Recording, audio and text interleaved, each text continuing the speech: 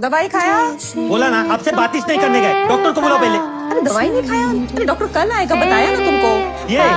ये रोज का पीला वाला गोली नहीं है जो डॉक्टर ने दिया था वो। तो तुमने तो कहा ना कि इसको जो है वो एंग्जाइटी हो रही, तो मैंने चेंज किया। काय को? तुम डॉक्टर है, सिस्टर से बात ही नहीं करने क्या मेरे? उसको बुला।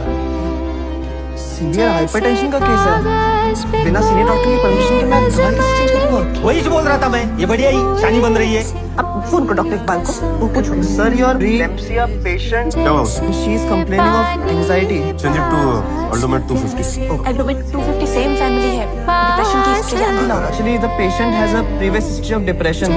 Please put her on Nifedipine. निफिडिपाइन। Yes sir, nurse Geeta has put her on the same. अरे गीता है ना वहाँ पर, हो डॉक्टर, तो पेशेंट से कहो उसे कॉपरेट करने, बहुत एक्सपीरियंस्ड है वो। No problem sir, no problem. ऐसे तो लगे कि गुलाब है और ऐसे